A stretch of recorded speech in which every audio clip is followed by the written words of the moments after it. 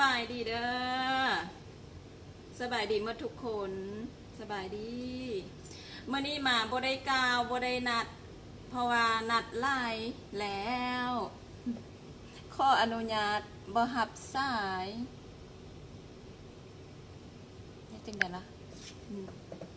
โดยเราจะมาพบกันทุกๆวันศุกร์เวลา 10 โมงเนาะสำหรับนักเรียนของอาจารย์เนาะโดยแต่สำหรับคนใหม่ก็หับสมยินดีที่ได้ยินดีที่เข้ามาหับสมโดยดีใจเด้อขอบใจหลายๆขอบใจเมื่อทุกคนที่เข้ามาหับสมอาจารย์เลยอันที่เอิ้นว่าอาจารย์นี่ก็แม่นมาสอนสอนวิชาตัดหยิบนั้นจะเอิ้นตัวเองเป็นอาจารย์เด้อแล้วลูกผู้ใดทุกคนที่เข้ามาในไลน์นี้จะถือว่าเป็นลูกศิษย์โดยเพราะว่าซองนี้เขาจะสอนตัดหยิบสอนแบบธรรมศาสตร์สอนแบบเอาความสุขออกมาสอนนี่แหละโดยเอาอาชีพดีๆมาบอกเอาผลงานผลลัพธ์ของตัวเองมาบอกโดยที่ว่า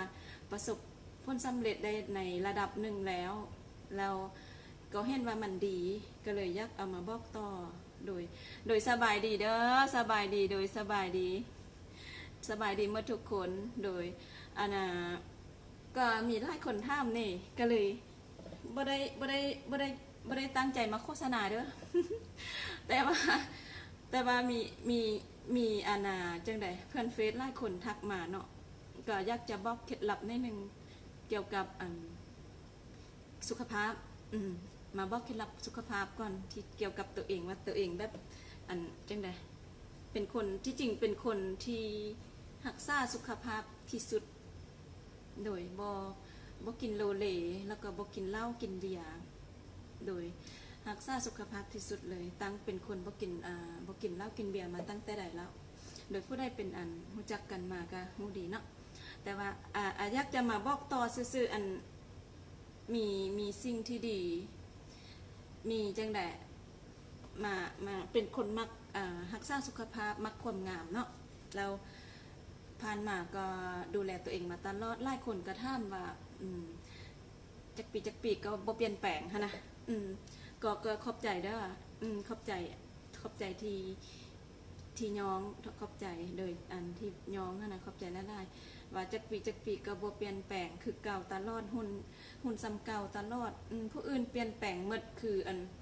เกิดลูก2ลูก3เกิดลูก1แล้วก็เปลี่ยนแปลงหมดหั่นน่ะแล้วอยากถามว่ามันต้องมีอย่างแหละนะแม่นได้หลายคนบ่เชื่อหลายคนว่าต้องมีอย่างแหละจึงคือเก่าหั่นน่ะมีแท้โดยบ่มีมันสิซ้ำเก่าอ่ะเนาะดีบ่ที่ดียังงามกว่าเก่าซ้ำเนาะโดยขอบใจหลายๆเด้อที่ยองหั่นน่ะมาทุกคนขอบใจที่ถามมาอยู่เฟซนี้แล้วเราจะตอบให้จะตอบเคล็ดลับสุขภาพการดูแลตัวเองให้ก็บ่แม่นมาโฆษณาได้แต่มาบอกต่อซื่อๆอันได้ดีก็เอาเนาะก็คือการดูแลร่างกายการดูแลขิงไม่ยั่งขนาดทุกอย่างมันหลายคนบอกให้ออกมาซ่อนเรื่องลดความอ้วนเรื่องดูแลผิวเรื่องดูแลหุบห่างไม่ยั่งสิแต่ว่าคิดว่าก็อาจจะบอกแต่ว่ามันจะเป็นประเด็นต่อไปนั่นแล้วแหละแต่ว่าจะบอกให้หลักๆเลยก็คือจังได๋นิสัยมันอยู่ที่นิสัยการจัดการการกินของตัวเองหลายกว่าเนาะเพื่อนๆแล้วก็นักเรียนทุกคนที่ถามอาจารย์มาว่าจังได๋ลูก3แล้วแล้วคือว่าอย่างบ่เชื่อไม่หยังหั่นนะคือสปายปีไม่หยังสิขอบใจหลายๆก็รักษาเกี่ยวกับการกินนั่นแหละถ้าควบคุมบ่ได้ก็มาถามอาจารย์ก็บอกไปก็บ่ได้คือเก่าอ่ะมีหลายคนนะถามว่าเจ้าเฮ็ดหยังแดเฮ็ดแนวได้เนาะอาจารย์ก็จะบอกว่าอาจารย์มันกินน้ำอุ่นเป็นประจำมันเฮ็ดให้หน้าท้องนี่บ่ใหญ่เท่านั้นแหละแล้วก็อาจารย์ก็ออกกำลังกายอาทิตย์ละครั้งออกกำลังกายแบบโยคะนั่นนึงโดยมันก็บ่ได้ยุ่งยากไม่ยั่งแต่ต้องเฮ็ดเป็นปกติแม่นบ่ปล่อยน้ำอุ่นโดย แล้วก็เหล้าเบียร์บ่ค่อยบ่กินได้แต่บ่กินซื่อๆมีแต่เท่านั้นแหละที่อันเคล็ดลับของอาจารย์นะแล้วก็การเบิ่งดูแลอาหารการกินเท่านั้นแหละทรงได้รู้สึกว่าน้ำหนักขึ้นหลายก็กินน้อยลงก็เท่านั้นนึงโดยแล้วผู้ที่มีปัญหาหลายแท้ๆคือเกิดลูกแล้วอันหน้าท้องหลายนั่งท้องใหญ่ไม่ยังก็ทางอินบ็อกซ์พิเศษ จะบอกโดยทางอินบ็อกซ์พิเศษโดยมื้อนี้อาจารย์มาอยากแนะนำอันอาจารย์เห็นค้นพบอันน่ะอาหารเสริมอาจารย์ลองกินได้เดือน2 เดือนอาจารย์เห็นอันรุ่นเอื้อยกินแล้วเราได้50 ปีแล้วได้เรางาม เนื้อนั่งเรานุ่มอ่อนดีทุกระบบเลยอะเราเห็นเรางามแล้วก็เลยท่ามเราแล้วเรากินอันนี้แมนบริมาโฆษณาได้แต่บอกอาหารเสริมมาที่อาจารย์กำลังกินได้2 เดือนมาแล้วโดยเฮาลมกันเรื่องนี้เพราะว่าเฮาท่ากันเนาะท่านักเรียนมาแล้วเฮาจะซ่อนตอนกลางๆไล่ไปเนาะเพราะว่าอันน่ะมื้อนี้ก็หัวข้อก็เด็ดแท้ๆได้เพราะว่าอาจารย์อันน่ะเฮ็ดวิดีโอไปหน่อยนึงมีคนแชร์ไลน์เราคนก็ถามอันวิธีเสื้อมีแผ่นปกอยู่ทางหน้าไงโดยเสื้อที่มีแผ่นปกอยู่ทางหน้าแผ่นที่อาจารย์ลงเฟซไปเบิ่งอยู่เฟซอาจารย์เด้อสำหรับคนใหม่ที่เข้ามาอันไปเบิ่งเฟซอันเสื้อที่มีแผ่นปกช่วงนี้กำลังฮิตกันเด้กำลังมาแหงจะเฮ็ดเกาะอกกระไดแล้วเฮ็ดแผ่นปกหั่นใส่แล้วก็อันน่ะเฮ็ดมีแค่เฮ็ดแผ่นปกแม่นเสื้อที่มีแผ่นปกอยู่ทางหน้าเด้อมื้อนี้ไลนี้ซ่อนเสื้อที่มีแผ่นปกอยู่ทางหน้าเลยอันน่ะจังได๋ตอบคำถามก่อนตอบคำถามให้กับนักเรียนหลายคนก่อนคำถามที่หลายคนถามก็หมู่ในช่วงนี้จะตอบอันบ่มั่นใจหลายคนที่เข้ามาใหม่แล้วบ่มั่นใจว่าจะเรียนนำอาจารย์ออนไลน์หลายพวกที่เป็นแล้วนะหลายกว่าอันที่เรียนใหม่แล้วก็บ่ฮู้เนาะอันนี้ก็แล้วแต่ความคิดของตัวเองแล้วก็ความเชื่อของตัวเองเนาะนักเรียนผู้ใดเข้ามาพิมพ์คำสบายดีทักทายได้เด้อมาแล้วว่าสิให้ได้เด้อโดยสบายดีก็ถามว่าผู้ที่เป็นนั่นแหละโดยสำหรับคนใหม่เด้อคนเก่าแล้วลายลูกศิษย์อาจารย์เก่าลูกศิษย์อาจารย์เค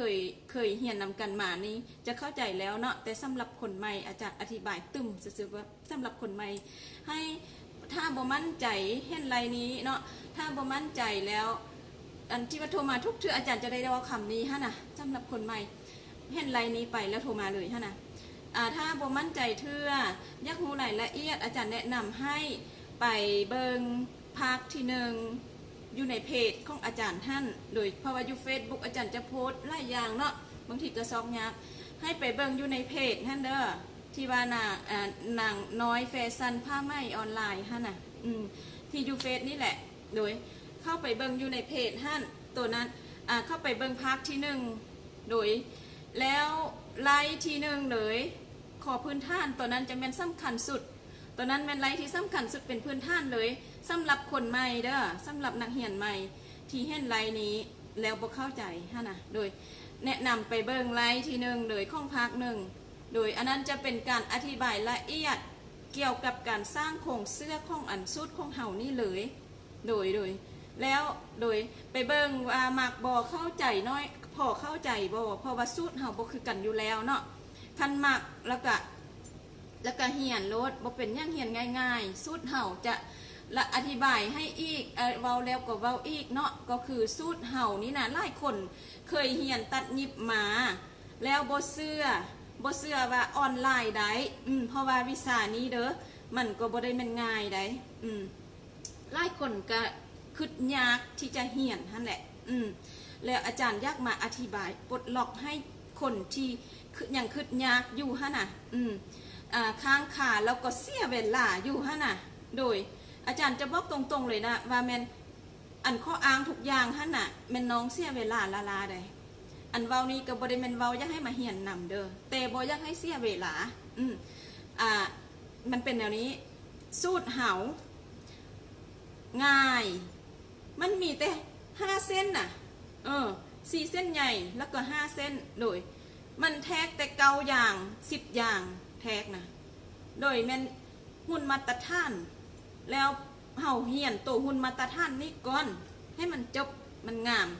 แล้วเฮาจึงไปตัดใส่หุ่นที่ตุ้ยหุ่นที่บ่ดีบ่งามคือ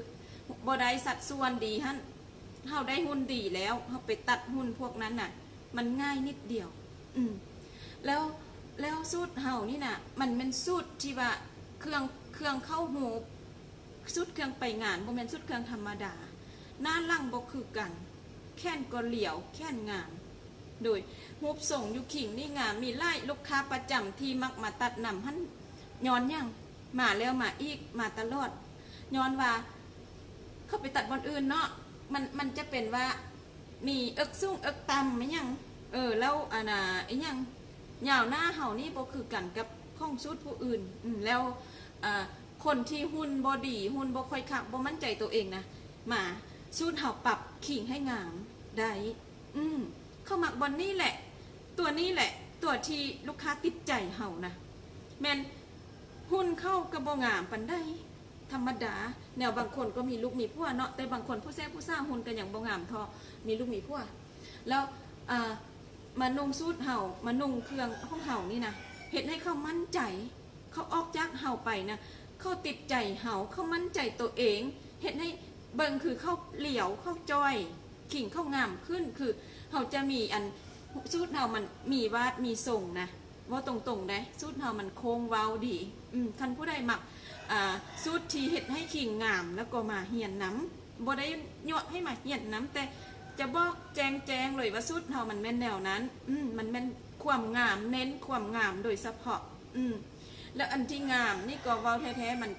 สิให้สบายไปหมดมันก็เป็นไปยากเด้คันสบายไปหมดนี่มันบ่ค่อยงามมันล่ม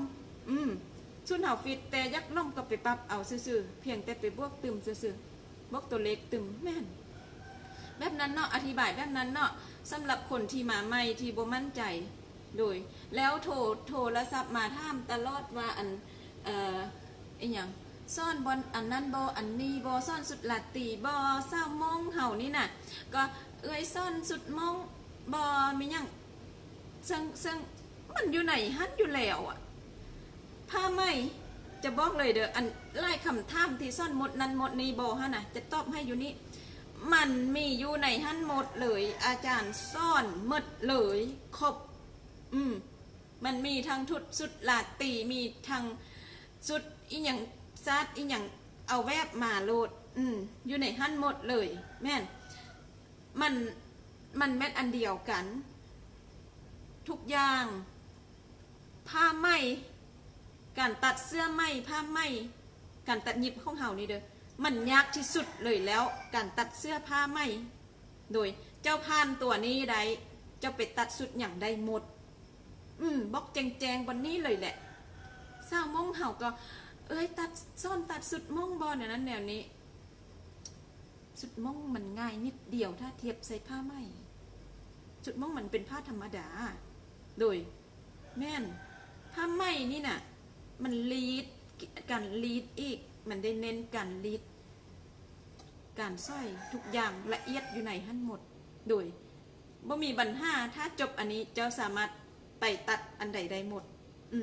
โดยเฉพาะเครื่องผู้หญิงโดยเนาะให้เข้าใจแนวนั้นเนาะที่ว่ายักษ์หยันโนดนั้นโมนี้มีอยู่ในนี่หมดเลยข้อเพียงแต่เจ้ามาเอาหลักสูตรโตนี้ให้มันจบที่เดือน1ฮะน่ะทุกคนเดี๋ยวนี้อาจารย์ให้ส่วนไล่อาจารย์ทดลองมา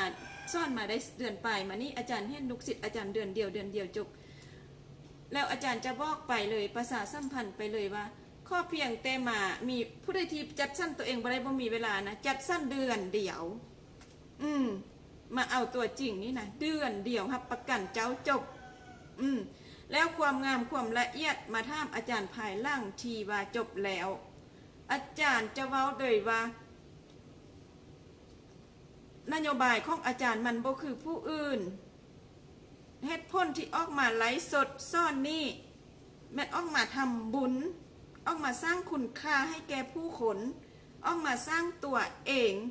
ในโลกออนไลน์มาสร้างตัวตนเอาตัวตนของตัวเองออกมาสู่โลกออนไลน์ยุคนี้มันเป็นยุคออนไลน์โดยเห่าฮูอยู่ผู้เดียวอยู่เหือนบ่มีผู้ใดฮูนำเห่าอาจารย์เสียดายความฮูมาบอกต่อเสื้อแล้วก็เหียนผู้ใดบ่เสื้อแล้วก็บ่เหียนมีแต่เท่านั้นอันเชื่อว่าตัวเองเหียนได้น่ะเชื่อว่าตัวเองเหียนเป็นแล้วน้องเหียนนำอาจารย์เป็นแน่นอนถ้าน้องสิบอกให้น้องมาเชื่ออาจารย์น่ะบ่ต้องเชื่ออาจารย์ถ้าอยากเหียนอาจารย์บ่ต้องเชื่ออาจารย์บ่ได้บอกให้มาเชื่อถามตัวเองอนุญาตตัวเองแด่ให้ตัวเองอนุญาตให้ตัวเองเหียนได้แท้ๆบ่เจ้าพานตัวเจ้าเองแล้วจะไปเหียนอยู่ใส่ได้หมดบ่ต้องสงสัยในตัวอาจารย์ว่าอาจารย์จะซ่อนแท้บ่แท้จะอาจารย์จะเบาๆแล้วมีแต่ข้อเพียงแต่ว่าอยากให้ถามตัวเองอนุญาตให้ตัวเองได้บ่ว่าตัวเองเหียนได้ถ้าเจ้าอนุญาตตัวเองว่าเจ้าเหียนได้แล้วเจ้าเหียนได้แท้ๆกับอาจารย์ออกมาซ่อนจริงโดยสบายดีนักเรียนโดยอ้อยบ่โดยสบายดีเด้อโดยสบายดีคนใหม่บ่สบายดีเด้อโดยแม่นถ้าตัวเองเชื่อว่าตัวเองเฮ็ดได้แล้วก็เฮ็ดได้แท้ๆอาจารย์เอาวิธีทำหั่นน่ะมาซ่อนแล้วต่อไปอาจารย์จะประกอบกับวิธีคิดถ้าวิธีคิดเจ้าบ่ดีวิธีทำเจ้าบ่เป็นประโยชน์บ่มีความหมายมันต้องขึ้นนำวิธีคิดก่อนหมู่ก่อนอื่นหมดโดยบางคนก็บ่เข้าใจเด้อมันบ่ได้แม่นว่าทุกคนจะเข้าใจคำเว้าของอาจารย์ไลฟ์ของอาจารย์แต่ผู้ใดเข้าใจก็เป็นพวกเดียวกันนั่นแหละสายเดียวกันนั่นแหละโดยรู้สึกว่าผู้ใดเข้าใจแล้วแม่นแล้วเฮามาตรงกันแล้วน้องมาทึกทางแล้วโดยอาจารย์เอาความจริงมาซ่อนตามธรรมศาสตร์แม่นตามประสบการณ์ตัวเองตามผลลัพธ์ตัวเองเอาอาชีพดีๆมาบอกโดยเพราะว่ายังหลายคนบ่เข้าใจอาจารย์สงสารลูกผู้หญิงหลายคนที่ไปผิดวิธีแม่นไปลองผิดลองทึกมาหลายอย่างแล้วสุดท้ายก็มานี่คือเก่าเพราะว่ายังอาชีพเฮามันบ่ได้ลงทุนเท่าเดียวคือตอนเหียนนี่แหละจะกินตลอดศาสตร์ยักรวยมานี่อาจารย์เป็นยังอาจารย์จึงมาเฮ็ดแนวนี้อาจารย์เป็นยังอาจารย์เรียนจบปริญญาตรีครูภาษาอังกฤษดงโดกอาจารย์บ่ไปเฮ็ดการเลยบ่ไปซ่อนบ่คิดจะไปซ่อนบ่เคยคิดจะเฮ็ดการข้อเพียงแต่เรียนจบให้ได้ความรู้บ่แม่นว่าหลายคนว่าเรียนแท้เรียนว่าเราบ่เฮ็ดการเสียดายบ่ได้เสียดายจักน้อยเลยค่อยได้ใช้หมดอันที่ค่อยเรียนมานั่นน่ะโดยภูมิใจเด้อที่ได้เรียนได้ใช้หมดอันใช้ทุกมือนี้แหละหลักการที่อาจารย์มาดำรงชีวิตทุกวันนี้มันยอดอาจารย์เรียนมาเด้อบ่แม่นว่าเฮาเป็นเด้อเรียนมาแท้ๆแล้วอาจารย์อยากจะมาบอกให้บางคนที่บ่เข้าใจสับสนอย่างเลือกอาชีพบ่ได้หั่นน่ะจะมาบอกว่าอีหยัง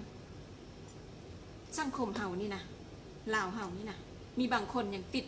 อีหยังเข้าเอิ้นน่ะยังติดว่าอันอยากมีเกียรติอยากเฮ็ดการสินะอยากเฮ็ดอาชีพที่มั่นคงจะบอกให้ตรงๆเลยจะไปเบิ่งผลลัพธ์ของเขาผู้ใดอันเจ้าจะเฮ็ดหยังจะไปเบิ่งผลลัพธ์เขาเฮ็ดหยังมาได้จักปีแล้วเขาเป็นแนวได้เจ้าจะเป็นแนวนั้นถ้าเจ้าอยากเฮ็ดแนวนั้น เจ้าจะเป็นแนวที่เข้าเป็นนั้นโดยซึ่ง ว่าแท้ๆก็อาจารย์ก็ครอบครัวพนักงานเนี่ยพ่อปู่พ่อของอาจารย์เป็นพนักงานปฏิวัติแม่อาจารย์คือกันเอื้อยน้องเป็นพนักงานหมดแล้วเขาพออยู่พอกินแต่อาจารย์บ่ต้องการเพียงเท่านั้นน่ะอาจารย์อาจารย์บ่เหตุการณ์ย้อนยังอาจารย์มาค้าขายย้อนยังอาจารย์ยักรวยจุดประใจอาจารย์แล้วมันอาจารย์ยักรวยยักมีเงินมีคำพ่อแม่เขาก็พอกินพอเลี้ยงพอเขามีหน้ามีตาในสังคมแต่ว่ามันยังบ่รวยขนาด โดยอาจารย์ยักรวยยังมีเงินอาจารย์ก็เลยว่าบ่เหตุการณ์มาค้าขายได้เงินเฮาค้าขายมื้อนึงเฮาได้เงินทออันน่ะเข้าเดือนนึงครับอีกต่อมามื้อนึงเฮาได้เงินทอ2เดือนเข้าเงินเดือนละโหอันนี้แหละมีความสุขอีกมีอิสระในการเวลาอีกแล้วผู้ใดที่ว่ามักอันเป็นพนักงานแล้วบ่เข้าใจเฮาที่ว่าดูทุกแม่ค้าฮะน่ะสิอธิบายให้เลยว่าเจ้าอาชีพอย่างก็ยาเจ้าค่ายหมดเจ้าไปเหตุการณ์เจ้าก็ค่ายคือกันบ่แม่นเจ้าบ่ค่ายเจ้าค่ายเวลาเจ้าค่ายคือกันอาชีพมันมั่นคงอันบ่มั่นคงเป็นคนพี่เข้าใจบ่คำนี้โดยอาชีพใดขายหมดเดี๋ยวนี้นะอยากจะบอกแนวนั้นโดยเขาจะมาเข้าบทเรียนเนาะยักษ์ทำยังบอพิมพ์มาเราเดยพยักษ์ทำยังโดย พยักษ์ทำยังพิมพ์มาเราเดยโอ้ยกินอันกระปะโดนเนาะกินน้อยหนึ่งก่อน กินอย่างอาหารเสริมพลังงานก่อนเราซีซ่อนต่อรสชาตินะส้มหวานมันมีอยู่ใส่ละเอาไปใส่ละมันมี3อย่างกลิ่นเซาช่วยแรงอันนี้ตอนเซาตอนช่วยตอนแรงตอบโจทย์ทุกบรรทัดเลยทุกอย่างเลยเกี่ยวกับบ่แม่นแต่ผู้หญิงใดผู้ชายแด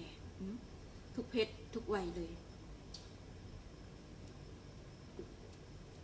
ตั้งแต่เกิดมาเลยแหละพอใจอันนี้ที่สุดคิดว่าจะกินตลอดชีวิตถ้ามีเงิน อย่างนักวิทยาศาสตร์เพิ่นเว้าว่าอันตอนนี้ไปคนเฮามนุษย์ยุคนี้เฮาจะอายุยืนได้ฮอด100 ปี100 ปลายได้ย้อนว่าอันนี้ทรงเบรกเนาะ นอกเรื่องย้อนว่าอาหารเสริมเฮามาดีเฮามีอาหารเสริมดียุคนี้เฮาเพิ่นผลิตอาหารเสริมมาดีหลายอย่างบ่กินบ่ได้แล้วอาหารเสริมยุคนี้นะเมื่อยขนาดนี้เบียกไล่ใส่ความคิดใส่แห่งงานขนาดนี้แม่นต้องได้เสริม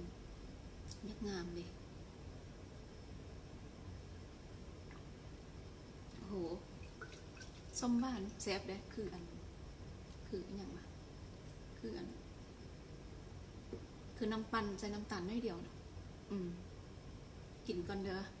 ขออนุญาตกินก่อนเด้อเบิดนึงเสริมพลังงาน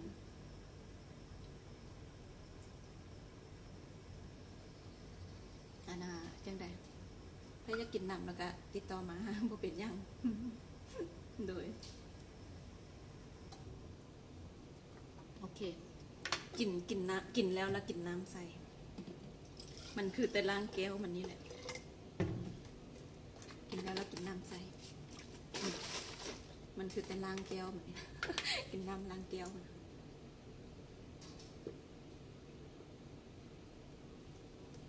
โอเคเนาะเหียนก็คือว่าบางคนก็ลำคาญบอกเขาเข้าบทเหียนเสื้อที่มีแผ่นปกเสื้อที่มีแผ่นปกที่อาจารย์ลงเฟซ5 พื้นค่ะนะเสื้อที่มีแผ่นปกส่งนี้จะลู่ล่าอลังการส่งนี้มันเหมาะสำหรับคนที่บทธรรมดาคนที่รู้สึกว่ายักเด่นยักงามเด่นเดี๋ยวเอาอุปกรณ์มาก่อนเด้อ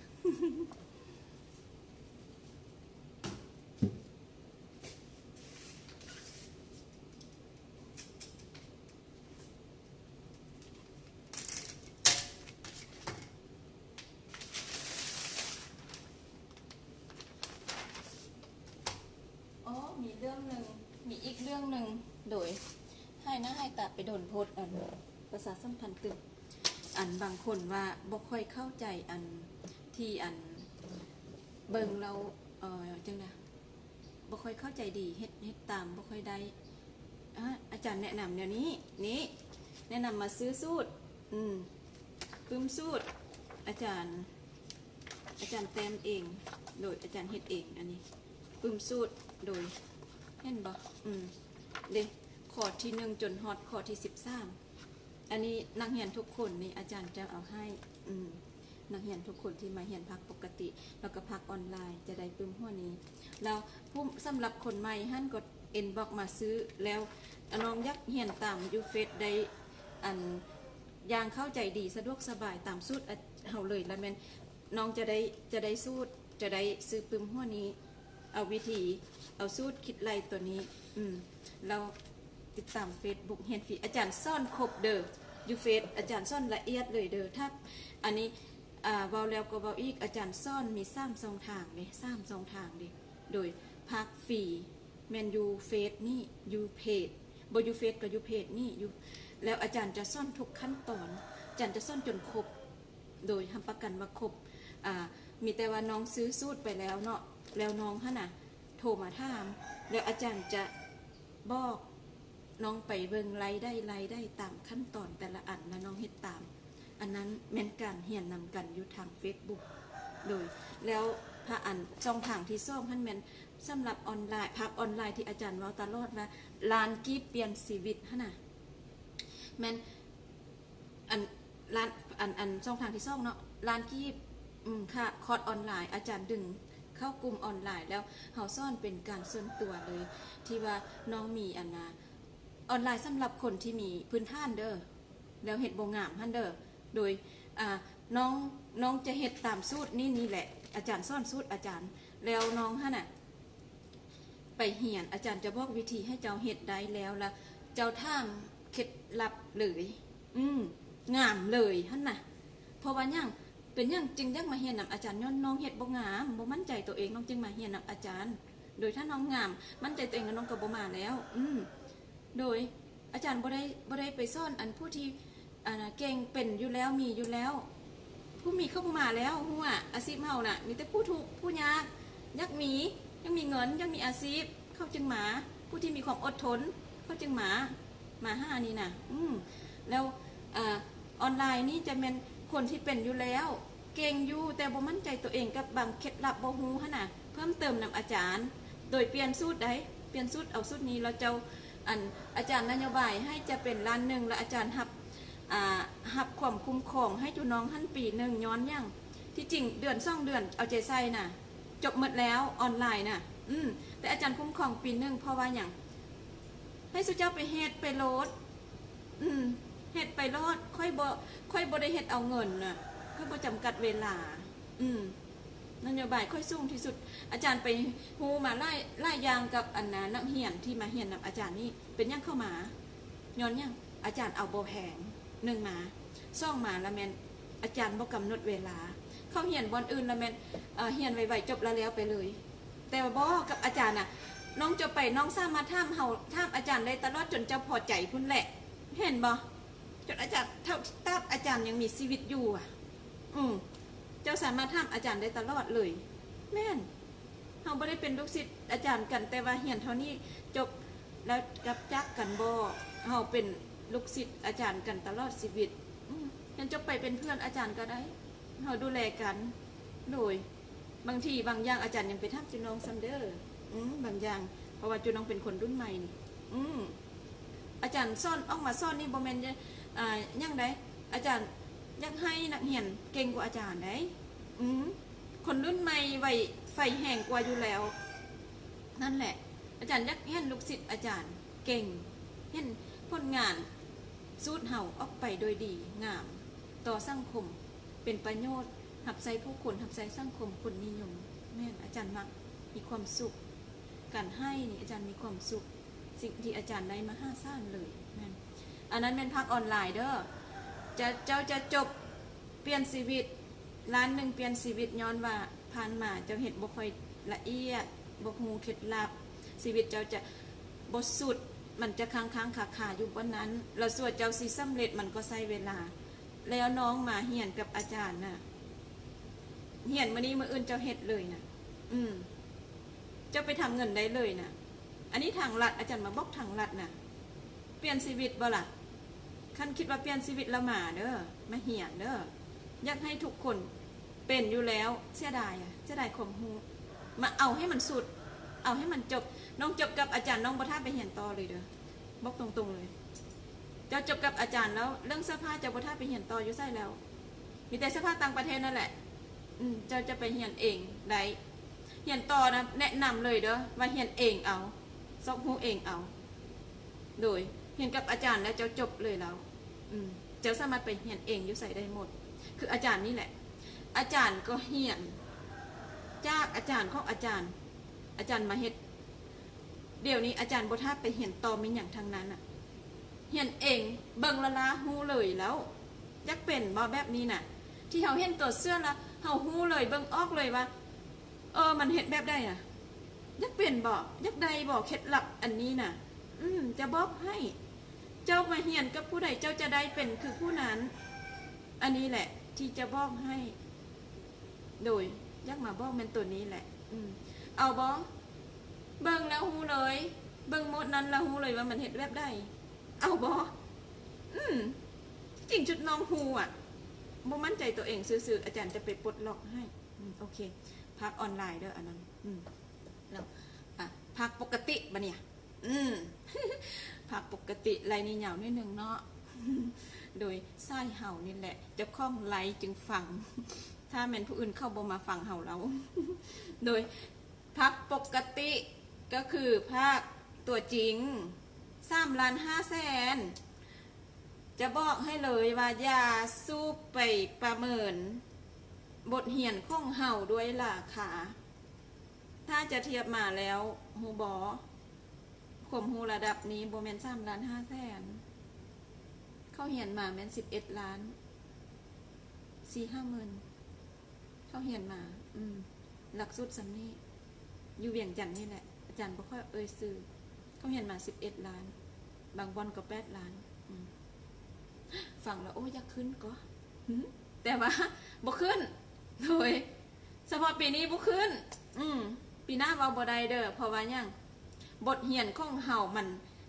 มีอันใหม่มาเสริมตลอดอาจารย์เป็นคนทันสมัยอัปเดตตลอดอัปเดตโหมดเครื่องแฟชั่นอาจารย์มักแนวนั้น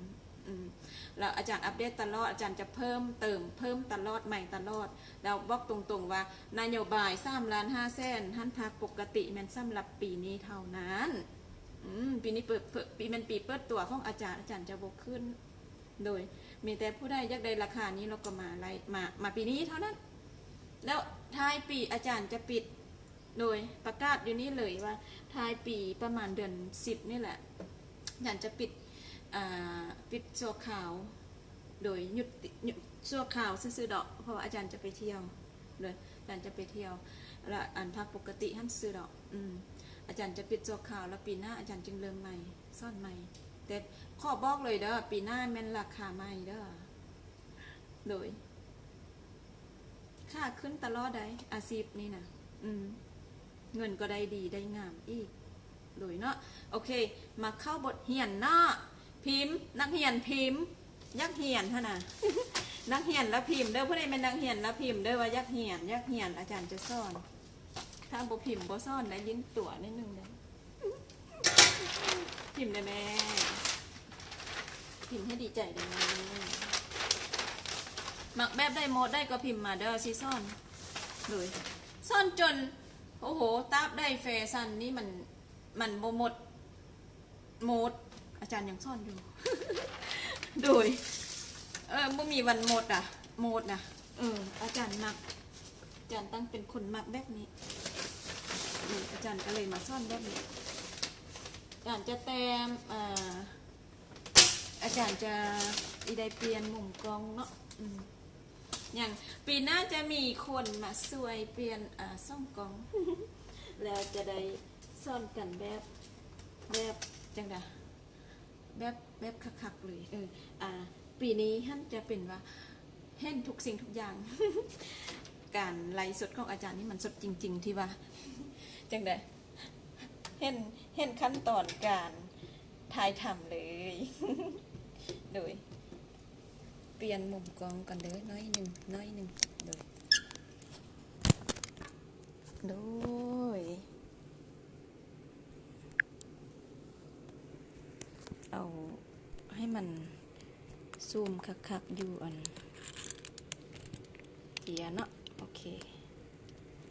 นักเรียนพิมพ์คำว่ายักเรียนให้แดดูให้ดีใจดู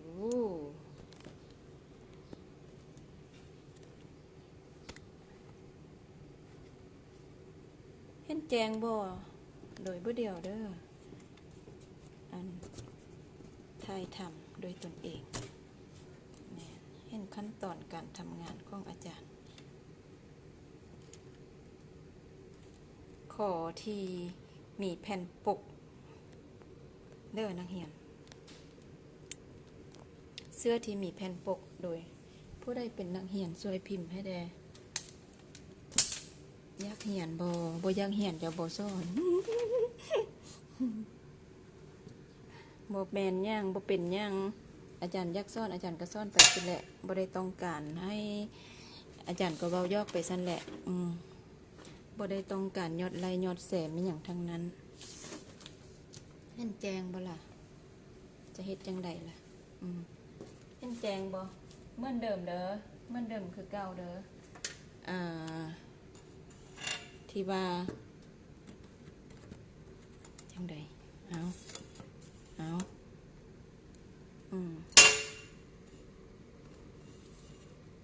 เห็นแจงบ่โดยเหมือนเดิมที่ว่า65กับ7นั่นน่ะห่างจากเส้นถึง10เห็นบ่นักเรียนเห็นแจงบ่10โดยคันพิมพ์ให้ได้แจงบ่แจงพิมพ์ให้ได้เด้อโดยเสื้อมีแผ่นปกหั่นเด้ที่อาจารย์ลงเฟซงามๆไล่ๆพื้นเรานักเรียนแส่ไล่ๆหั่นน่ะ10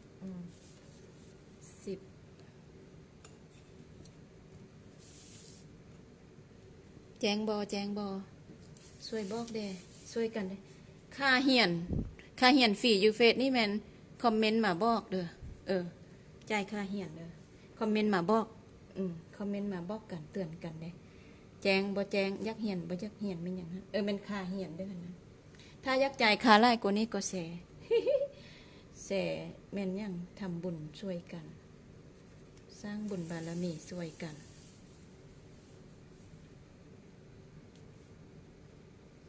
มีจิตของการเป็นผู้ให้ได้อย่างแน่นอน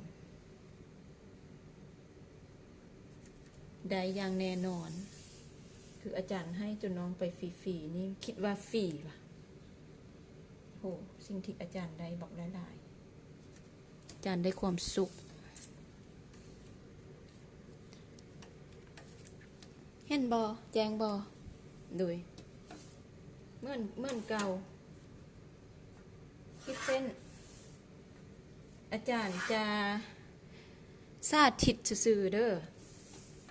บอกวิธีเคล็ดลับเสื้อเห็ดแผ่นปกฮะนะวิธีของมันฮะนะถ้ายักเห็นโหมดแล้วก็ไปเปิดคืนอยู่เฟซหั่นลูกศิษย์อาจารย์ต้องมีความอดทนหมดทุกคนการเรียนวิชานี้กันผู้ใดบ่มีความอดทนก็เรียนบ่ได้อยู่แล้วแม่นบ่ล่ะอาจารย์เชื่อว่าผู้ใดมักวิชานี้นะเฮ็ดได้หมดบางคนมักแต่บ่อดทนเด้อเว้าตรงๆเลยเด้อบางคนมักแต่บ่อดทนแต่ว่าเฮ็ดเข้าไปในระดับหนึ่งเราเฮ็ดได้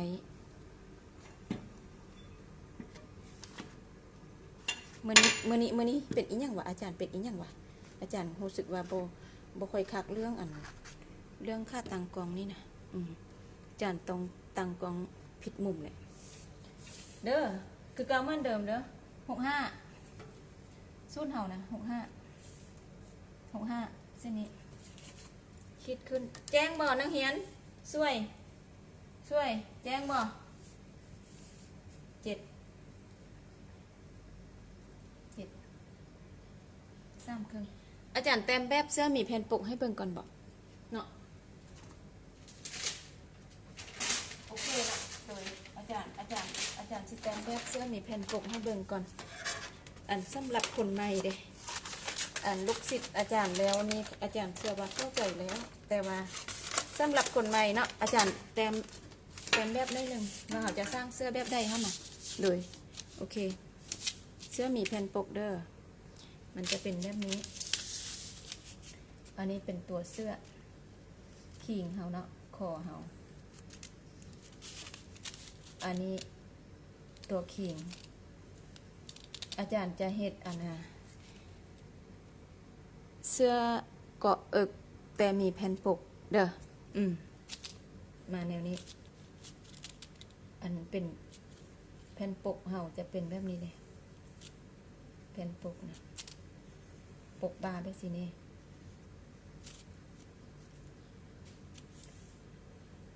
จะเป็นจังสีก็ได้ที่ยูเฟสนั่นเด้น้องโดยอันนี้เป็นแค่นปกนี่แหละการสร้างตัวเสื้อที่มีแผ่นปกนี่แหละโดยเข้าใจระบบบันนี้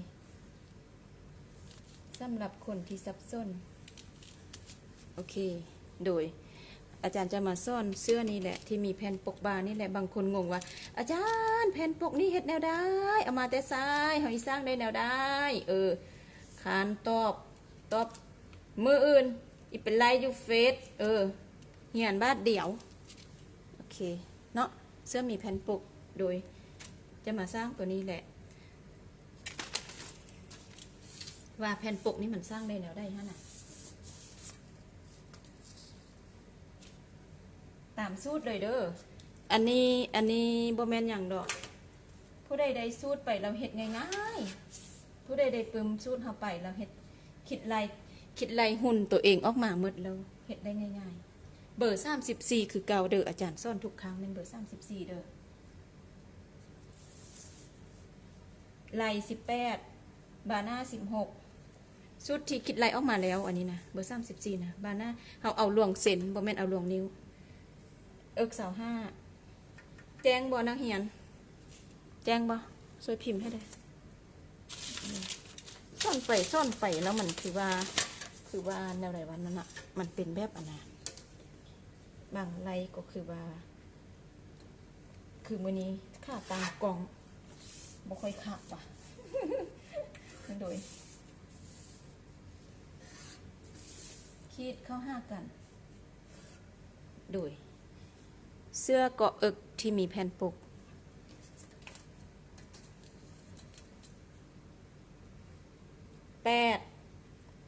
1.5นี่นะ 1.5 ไม่คมว่า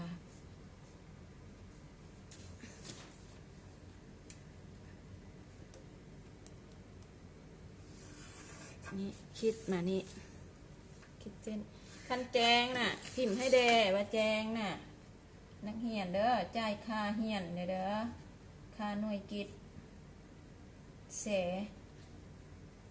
ถ้ายักจ่ายไล่แล้วแสยักจ่ายน้อยแล้วคอมเมนต์มา คอมเมนต์มาเตือนกันจ่ายค่าหน่วยกิจแด ใส่ละบรรทัดโค้งโดย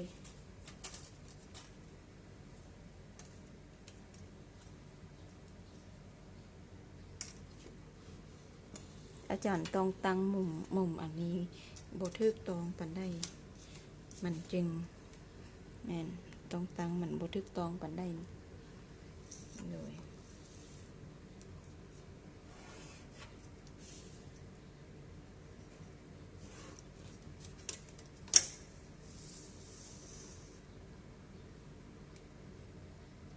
เข้าใจบอนักเรียนเข้าใจพิมพ์ช่วยพิมพ์คำว่าเข้าใจให้ได้เด้ออันนี้จะตามเดิมทุกอย่างนั่นแหละที่เฮาเรียนมาทุกเสื้อทุกตัวสูตรเฮาจะแต่งแบบนี้สำหรับคนใหม่เด้อบ่เข้าใจแนะนำไปเรียนภาคที่1เด้ออันนี้นี่น่ะอาจารย์อธิบายตึม ผู้หนุ่มน้อยเฮาก็ใส่จังสีโค้งน้อยเห็นบ่ผู้หนุ่มใหญ่เฮาก็โค้งหลายๆอาจารย์เว้าตรงได้อาจารย์ซ่อนตรงเลยได้ซ่อนทางลัดเลยได้จบจากอาจารย์พระทัดไปเห็นตัวนำไพ่ได้เลยเฮ็ดเองได้เลยซ่อนได้เลยเป็นแนวนี้แล้วอาจารย์จะอาจารย์จะบอกว่าตัวเสื้อมันเป็นแนวนี้แล้วเนาะแล้วอาจารย์จะมาบอกวิธีสร้างแผ่นปกเดซึ่งจุนองฮะน่ะตัวเสื้อน่ะถ้านักเรียนเก่านี่น่ะจะเข้าใจแต้มตัวเสื้อแล้วโดยนักเรียนใหม่แนะนำไปเรียนลายเก่าแล้ววิธีสร้างแผ่นปกมันนี้สมมติว่าสีอันนี้ตัวเสื้อเราจะหยิบบนนี้แล้วหยิบเกล็ดมันติดใส่กันแล้วเล็บสีตัวอย่างน่ะเราหยิบเกล็ดมันติดกันหมดแล้วเราจะสร้างแผ่นปกมันได้แนวได้เบิ่งเด้อหยิบเกล็ดมันติดกันหมดเนาะเราต้องมากะว่าอันนี้เป็นหนมจุน้องเข้าใจบ่นักเรียนเข้าใจบ่อันนี้เป็นหนมเด้อจุดเอิกเด้อเราต้องมากะเราสร้างแผ่นปกโดยอิงใส่โครงตัวนี้สมมุติว่าเอาจังซี่ก็ได้จุน้องแต้มใบนี้2ใบใบหนึ่งเอาไปกิ้งตัวเสื้อใบหนึ่งเอามาเฮ็ดแผ่นปกง่ายบ่โดยแล้วอันนี้อาจารย์ใช้บรรทัดเด้อที่จริงเอามือก็ได้เด้ออาจารย์ใช้บรรทัดตัวที่ฮุบอาจารย์บอกเมื่อกี้ฮะน่ะนี่แผ่นปกมันนะสร้างจากอันนี้แหละนี่เห็นแจ้งบอนักเรียนแจ้งพิมพ์ให้แด่บอนี่แหละแผ่นปกอันนี้มันถังกรองอันนี้เป็นเส้นนมเราจะเอาวิดนมขึ้นไปไก่นมขึ้นไป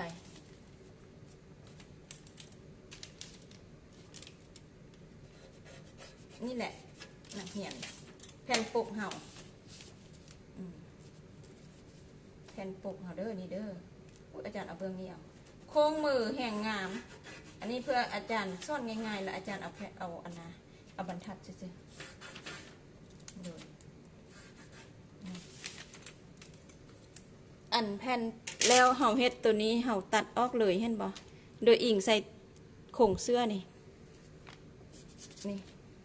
เฮ็ด2ใบเด้อแต้มทางหน้าแผ่นหน้าเสื้อนะใบหนึ่งไปกิ้งใบหนึ่งแต้มอีกเอามาสร้างแผ่นปกเอาจากตัวแบบเก่าตัวเก่านั่นแหละแล้วก็ตัดออกมาหุ้นซ้ำไหนมันก็จะได้ซ้ำนั้นอันนี้เป็นแผ่นปกของเฮา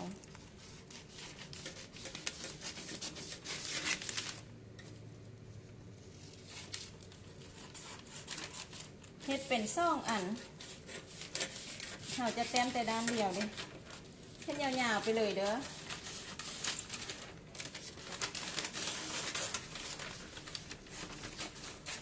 เส้นยาวๆจนอ้อมไปทางล่างพุ่นแหละ